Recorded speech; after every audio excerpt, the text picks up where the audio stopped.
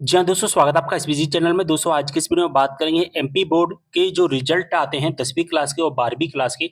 उन रिजल्ट में 10वीं क्लास और 12वीं क्लास के रिजल्ट में पास होने के लिए मिनिमम पासिंग मार्क कितनी होनी चाहिए, यानी कि कम से कम हमें कितने नंबर लाने हैं। बस इतने नंबर ले आओ और सभी पास हो जाएंगे। पास का मतलब होता है कि फेल।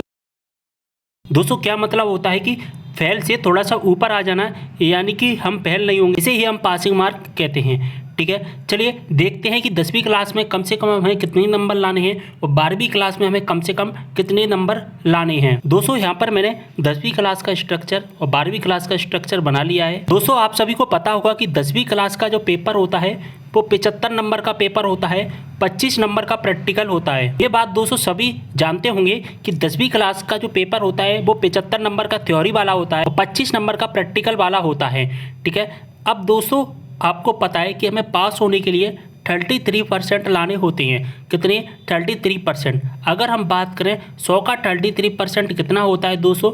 33 नंबर, यानी कि 25 + 25 बराबर 100 हो गए और 100 का 33% 33 नंबर हमें लाने होंगे। ठीक है, तो 75 और 25 को लेकिन दो पार्ट में डिवाइड कर दिया गया, इसलिए अब हमें 100 का 33% ना ला करके 75 का 33% और 25 का 33%, यानी कि दोनों का 33% लाना है। अगर आप 75 वाले का 33% नहीं ला पाए और 25 वाले का प्रैक्टिकल में 33% नहीं ला पाए तो फेल हो जाएंगे। ठीक है, जैसे कि आप 75 का 33% लिया है लेकिन 25 का आप 33% नहीं ला पाए तो फेल हो जाएंगे। अगर आप 25 का 33% लिया है और 75 वाले का 33% नहीं ला पाए तो फेल हो जाएंगे। अगर हम 75 का 33% देखें तो होता है 24.75 और अगर हम 25 का 33% देखें तो होता है 8.25।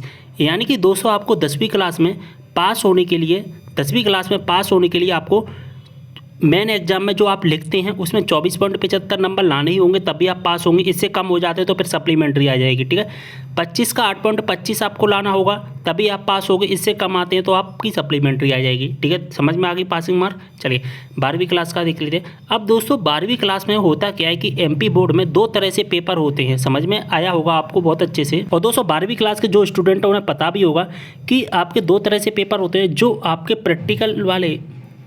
प्रैक्टिकल वाले जो सब्जेक्ट होते हैं, जैसा कि हमारा फिजिक्स, केमिस्ट्री, बायोलॉजी, वो 70 नंबर का पेपर होता है मेन और थ्योरी वाला, और जो प्रैक्टिकल वाला होता है वो 30 का होता है। लेकिन जिनमें हमारा प्रैक्टिकल सब्जेक्ट नहीं होते हैं, जैसे हिंदी इंग्लिश वाले सब्जेक्ट हो गए, तो उसमें हमारा 80 नंबर का मेन एग्जाम होता है, 20 नंबर का हमारा प्रैक्टिकल एग्जाम होता है।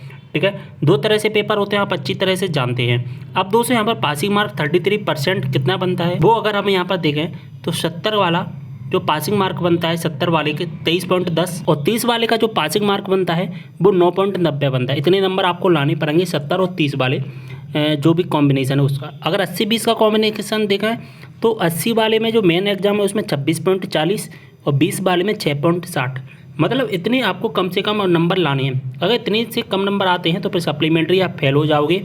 ठीक है, आपको अच्छे समझ में सब कुछ आ गया होगा, उम्मीद कर रहा हूँ सारी इन्फॉर्मेशन समझ में आ गई। तो वीडियो को शेयर कर देना। मिलते हैं अगली वीडियो में एक और जानकारी के साथ, तब तक के लिए बाय।